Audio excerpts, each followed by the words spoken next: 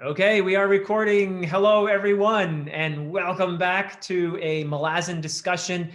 I am joined by my good friend and colleague, partner in crime, Dr. AP Canavan, whose channel, A Critical Dragon, is a fantastic place to go if you are interested in some really amazing analysis of the Malazan books and other things.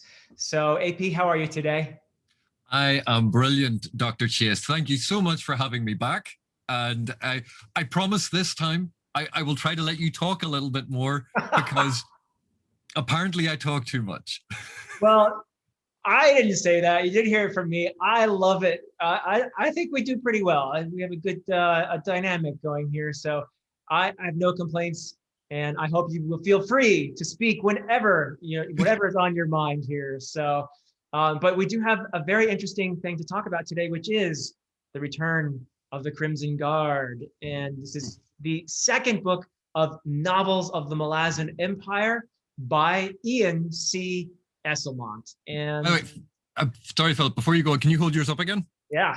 See, this is when you realize that Philip is actually a huge man and I'm tiny because this is just a normal sized book.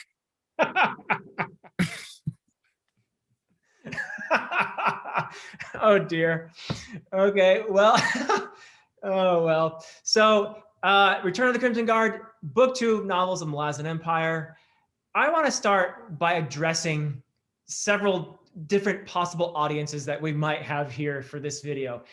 For people who are relatively new to the Malazan world and perhaps have tried Steven Erikson's The Malazan Book of the Fallen, I highly, highly urge you to read Ian Esslemont's Novels of the Malazan Empire, which begins, we've already reviewed the first book of the 6, and actually in good company, we did it with Ian Esslemont, and it was just a blast, but it's also just a fantastic book, and that is Knight of Knives.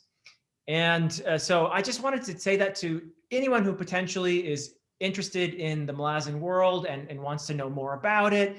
To me, I'm coming into this read, or I'm rereading the Malazan Book of the Fallen. This is my first time through novels of the Malazan Empire, and I am quickly realizing just how essential the novels of the Malazan Empire are to a full understanding of the Malazan world. And so I urge anyone out there who is thinking about reading Esslemont's books, go for it. These are fantastic.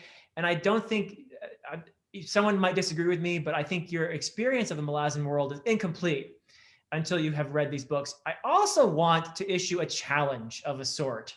Or let's put it this way, I would like to encourage my fellow Malaz tubers out there, because I haven't seen a ton of content on Esslemont's books, whether it be novels of the Malazan Empire or his prequel trilogy, The Paths to Ascendancy.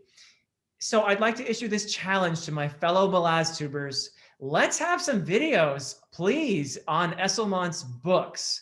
Other than my own reviews of the Paths to Ascendancy books and what AP and I are doing now with the novels of Malazan Empire, I think I've seen maybe Andy Smith has done a review of Knight of Knives, but I haven't seen enough content yet on Esslemont's books. So Malaz tubers, are we up to this challenge? So that is my my little 2 cents there. I think we could do a lot more. These are rich, these are wonderful, and I think they compare very favorably to the Malazan Book of the Fallen, and I absolutely believe that they deserve way more attention from, especially from us, from the Malaz tube community. What do you think, AP? Well, I was going to say, I know that a number of the Malazan tube WooTubers, wasn't that one of the terms? WooTubers, yeah. I know Counselor of Moonspawn had a series of videos, but really, I think a lot of Esslemont's work has not been looked at to the same extent, say, that the Malazan Book of the Fallen is. Right. And I don't mean this to be a criticism, but people refer to the Malazan Book of the Fallen as the main 10. Right, I've heard that. And then refer to Esslemont's books as spin-offs. And like I can understand that perspective because particularly Erikson began writing and was publishing before Esslemont's books came out. And Erikson has a decalogue, a 10-book series, and Esslemont's books have always been talked about in relation to the established author and the established world. Right. I completely understand that. Right. But at the same time, Ian C. Esslemont is a co-creator of the world in every way absolutely equal to Erikson. Yeah. Esslemont has a similar style in certain respects, but a very different style and focus in other respects. Yeah, we can talk about that. Yep. And one of the other things I would say is Esslemont also has a whole through line to these books that has nothing to do with the Malazan Book of the Fallen. It's telling a different story. Yes. And to try and always frame Esslemont as an addendum to the Malazan Book of the Fallen, I think does disservice to both him as an author, to him as a co-creator, and to the series of books that he's actually produced. Agreed. Now, I know a lot of Malazan fans, because of Erikson's style of writing, that's why they have become Malazan fans. And the style then that Esslemont uses is not the same. He is a different author. Yes. He writes differently. And so there's this feeling that it's not the same. It's not right.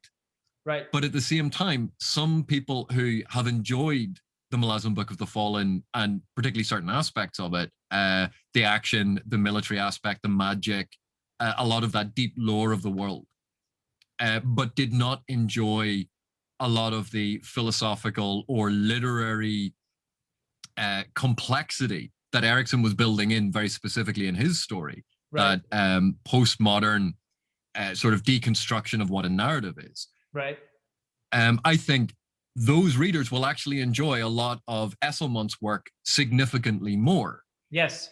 Because it's two different authors, two different styles writing in the same world. Yes. So it is a minor bugbear of mine, and I do apologize if it comes across as mean, but no, not at all. I really don't like it when people refer to them as spin-offs. Right. They are their own series. They are their own narrative. Absolutely agree. Honestly, I think that when we have conversations about the best authors in fantasy today, Ian C. Esslemont should be in the conversation. He is a brilliant writer. I am loving these books. And I think it's a little bit like you were talking about in your ochre video, which was a fun video, by the way. AP had a video about the use of the word ochre in the Malazan world, or the Malazan books. He's like, you make my channel sound incredibly boring. AP was talking about ochre. For 20 minutes, he was just talking about ochre, everyone.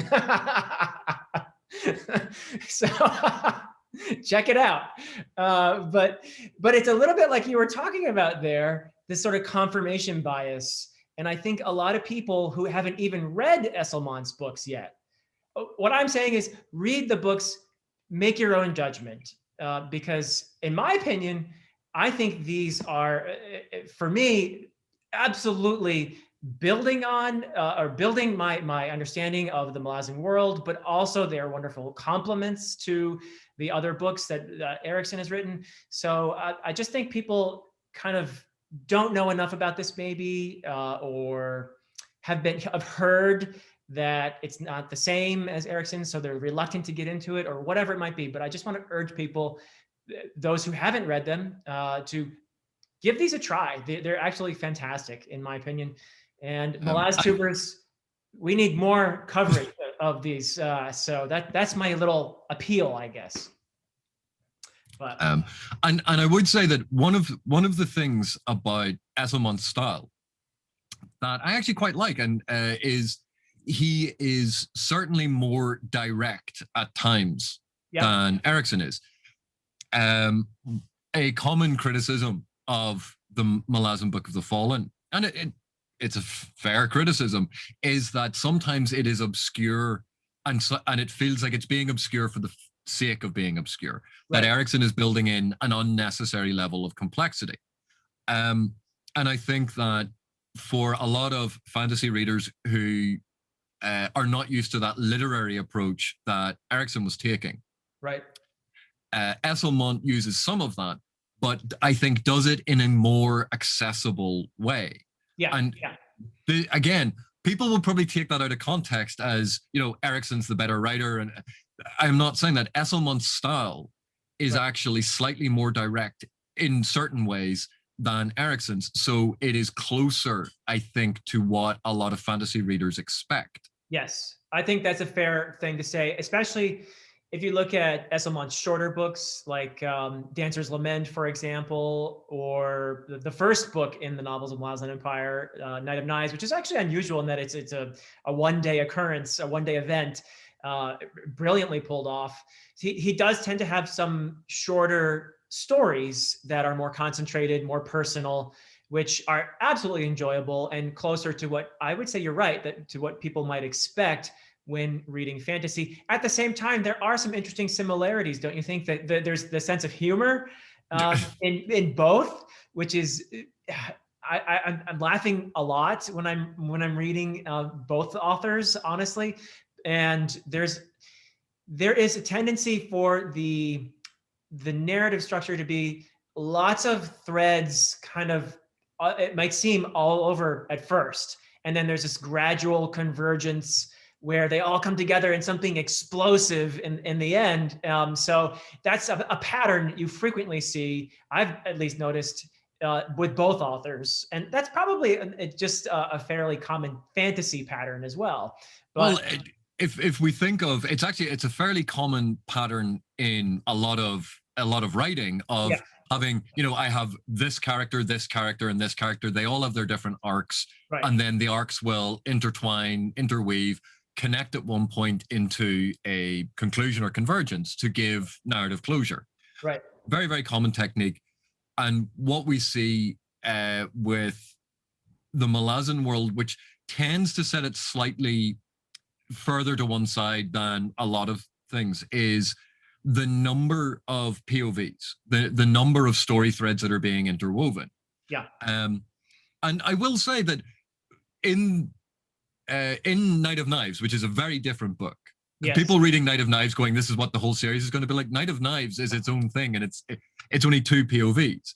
Right. This Return of the Crimson Guard has a lot of story threads. Right. And I will freely admit there is one point where, actually, hang on a sec. In order to talk about this, we're going to have to do it in the spoiler thing. Okay. Because I don't want to spoil it for people. But I will say that there are a lot of narrative threads in this. Yes. And they do ultimately converge. That's the style that we've come to expect with a lot of Malazan writing. But it's very similar to the narrative style, the narrative structures that a lot of authors use. It's not unusual unless you have a single protagonist. And even if you have a single protagonist, quite often what you'll find will be there are multiple narrative arcs that will still converge. Jim Butcher's Dresden Files is a perfect example of that. He writes to that narrative structure. Yeah. Interesting. Yeah. And I think if I do have any criticism of Return of the Crimson Guard, and I loved this book, by the way, I thoroughly enjoyed it. I have so many positive things to say about it. And I'm just kind of basking in the experience right now, having just finished it. But if I have any criticism of it at all, it is that unusually, maybe, so all these threads are kind of coming together into this escalating big event. And in the case of the Return of the Crimson Guard, the big event takes place for quite a long period. It's like you're up in this intense kind of experience for a longer time than usual, I would say, in most Malazan books, and in maybe even most books.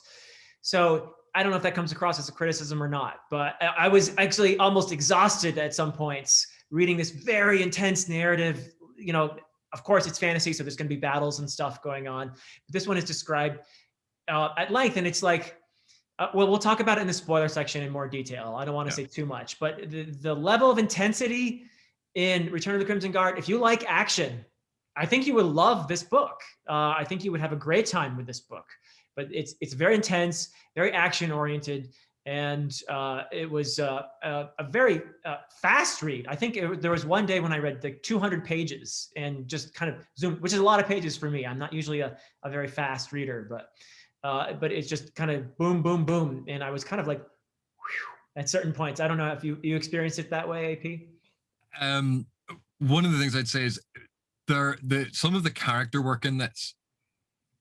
We get to meet such a range of characters. Yeah. And they range from characters that you want to loathe, and yet they're so well realized on the page. Oh yeah. And this is, I think, a weird thing that we do because of how we were trained. Like you read the character and you want to loathe them, but you can't help but admire how well they've been constructed. Yeah. And you have that bizarre thing of like, I really want to hate this character, but that scene was so good. Yeah. Whereas I think normal people who don't have our weird brains, right, would be looking at it going, oh, I hate that character. Yeah. And there are just some wonderful moments in it like that. So that in combination with some absolutely breathtaking action sequences. Yeah. And the variety of action as well, from very small scale, very focused on like a couple of individuals, to large scale, to epic scale. Yes. That everything is represented here. And to see that level of variety in, I know Night of Knives is the first book, but this really feels like the first book of this series. Absolutely. Because Night of Knives was its own thing. But so I think you can actually enter with either Night of Knives or this one. I think they're both good entry points. It feels like a standalone, doesn't it? Night of Knives. And it takes place chronologically much earlier. Oh, I wanted to mention too, speaking of chronologically, AP and I are reading the two series concurrently, but we're not reading them in, technically speaking, the right order. Because if you were to read this book in the right order, you would be reading it after book 6, I believe, The Bone Hunters of the Malazan Book of the Fallen. So I think that's the case, but just wanted to mention that because the way we're doing this is AP and I are going to be reading these two series and we're going to finish them up right around the same time. This is the plan, around October. So with a kind of grand finale, I guess, or something like that. So I just wanted to mention the chronology because normally, if you're new to this series, you don't want to read Return of the Crimson Guard until you've gotten past book 6 of the Malazan Book of the Fallen. Or does that matter so much, AP? Well, what I would say is there are events here. If you think of the world chronologically, right? The events of the Malazan Book of the Fallen occur before this, right, up to that point. So, if you're worried about, oh, I read Return of the Crimson Guard, now I'm reading this, and that all like this person's there and this person's there, I know what's going to happen, and it's going to spoil your experience. Then wait until you've gotten past. It's either, I think it's Reaper's Gale. Okay, then that would. I'm not sure though. That's book 7. Yeah. It's. I know you can look it up online too. There's tons of I'll try and find a reading order to put in somewhere. I know Iskar Jarek almost always has that in his videos. Yeah, he has the reading orders. Yeah. So if you're reading the Malazan Book of the Fallen and want to read these, and you want to keep the Malazan Book of the Fallen kind of without revealing anything from that series, then wait to read this. But if you're not worried about things happening at different points, then I would go ahead and read this. You can even start with the novels of the Malazan Empire and then read the Malazan Book of the Fallen. And I remember I made the comparison to, like, say, all of this being World War II. Yeah. Just knowing how certain aspects of World War II ended doesn't mean you can't now read about the Africa campaign or the Pacific campaign, even though you know certain things are going to happen at certain points. Right. But every reader is different. Every reader has a different way of approaching it. Yeah, absolutely. One other topic I wanted to talk about in the non-spoiler section, something that seems to come up a lot when discussing Return of the Crimson Guard is naming conventions. Now, you, AP, just recently gave Steven Erikson a very hard time about some of his use of the apostrophe in some of the names, such as in the character Lorik, which you insisted on pronouncing with the French, great accent, by the way, Lorik, which I thoroughly enjoyed. I'm sure Steven Erikson enjoyed it as well. But you'll have some characters in here as well, like Kaz, right? It's a K apostrophe. Is it a glottal stop, or is it the kind of apostrophe that should be there to say, well, there's something missing here? So K apostrophe A-Z-Z. Maybe his name was Kick-Ass, and we just shortened it to Kaz. Well, in my defense, I've been making that joke at Steve's expense for about 14 years now. That is a very old joke between us. And the reason it came up was one of the very first years that Steve and I were both at an academic conference together. Right. The conference in Florida that we attend. One of the other fantasy scholars was actually giving a paper on the use of the apostrophe as a naming convention in fantasy novels. Yeah. Because this is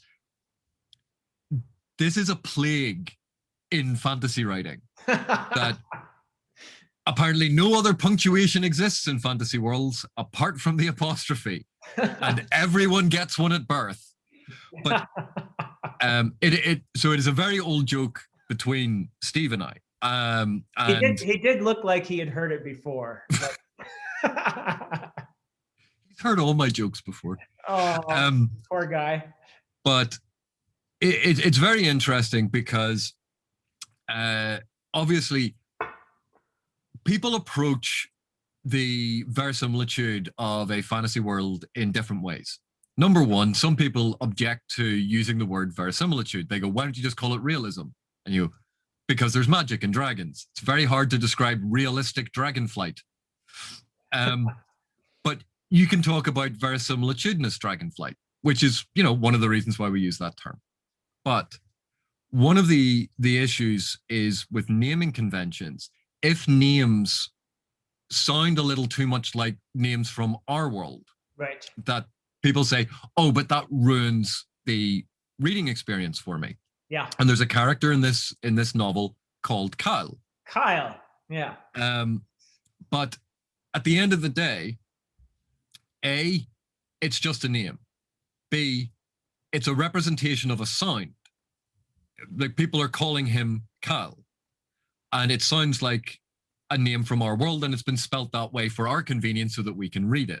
Right. And I would maintain that if Esslemont had spelled it Kiall, Kyle, yeah, no one would have cared that it sounded exactly the same. But it would have looked different. It would have looked different enough to make it a fantasy name. Right, right. And the one example I always bring up about this is there has to be a reasonable accommodation made between what is true to the world in a fantasy world, what is true to the diegesis, and what is going to be approachable for a reader. Yeah. And James Eng has that brilliant book, The Wolf Age, where there's the werewolf city. Everyone has a werewolf name that is absolutely unpronounceable by the human mouth and throat. Huh. And I think one of the names is 27 characters long. And it's just a lupine growl. And when you're reading that, yes, that is incredibly verisimilitudinous. It adds such authenticity to the world. But as a reader, I just renamed them. There was Bob and Susan. I had werewolf characters called Bob and Susan. And I apologize. If I ever meet James Eng, I will apologize to him for doing that, because his characters shouldn't be called Bob and Susan. But when I was reading it, it was the only way I could get through it, because I had to have a sound attached to the name. Yeah. And I know it will bug some people. And all I will say is Kyle is not a common name all over the world. Right. B, a lot of fantasy names that you think sound fantastic are actually quite common in other parts of the world where they are mundane. True. And an example of this would be when people use Celtic names in fantasy. Yeah. All they would have to do is look at the list of people who went to my high school. Yeah. And go, oh, I thought that was a really rare name, and there's 7 of them. Yeah. And so I appreciate that some people find it jarring, but it's such a minor thing that if you can just set it aside, and if in your head you need to translate it to a different name, call him Kyle, right, or Killee, or whatever you need to do, and right. and just move on, because at the end of the day, it's such a small part of it. And Yeah. I know it can bug people. When I was talking about ochre, I know that people, when they find something in a book, be it an overused term or something just catches their eye, and it can be incredibly frustrating and throw you out of the narrative. Right. But a lot of times that is because we are letting it bother us. Yeah. Instead of sort of going, oh, well, that's the second time the author has used that term in a 900-page book.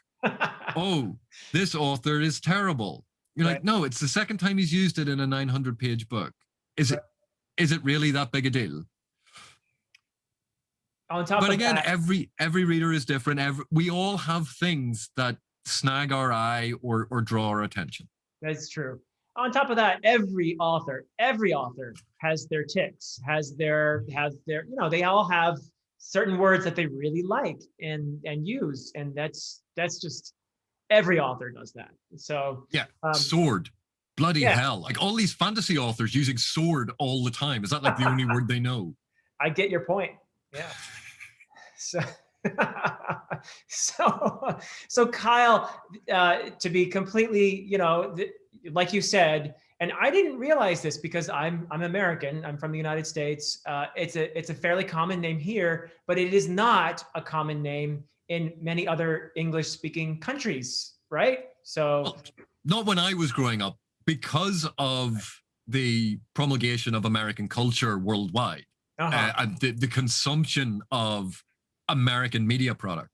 There are a lot of American names becoming far more popular across the world.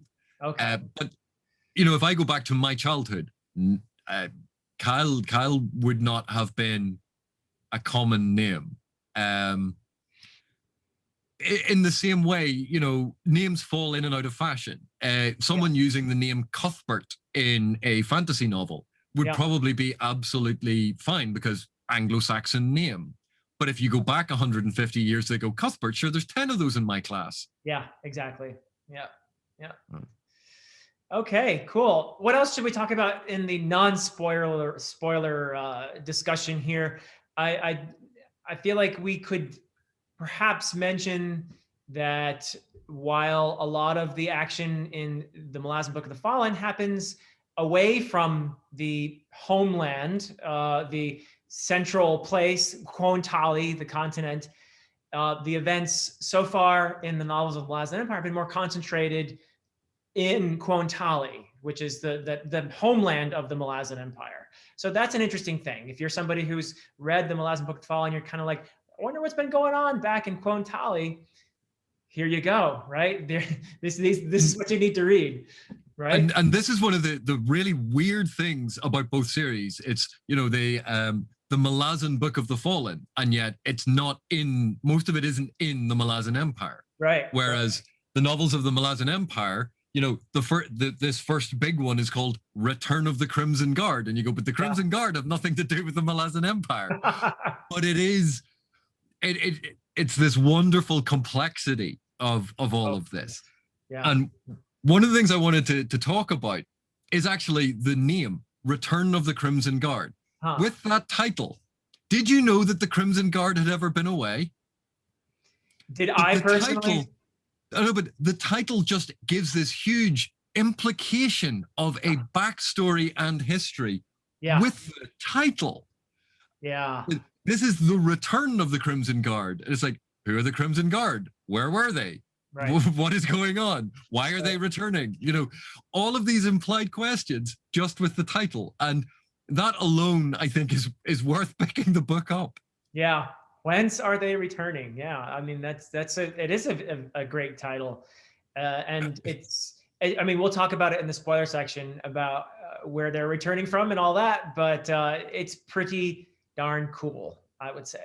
So yeah. And then one last thing I would sort of add to this sort of discussion is a lot of plot threads and characters that were started, the side characters or side plots, however people have dismissively referred to them. Yeah. But a lot of elements of the Malazan Book of the Fallen where they go, whatever happened to that character? Yeah. And when you start reading these books, you go, that's what happened to that character. Right. Because these two authors built the world together. And so very few, I would say very few characters belong to one author. They have shared ownership and they are exploring different stories and different character arcs. Yes. And there's crossover between the two series, obviously. They are complementary. They work well together. Exactly. But some of the characters that people go, that their story didn't seem to go anywhere there.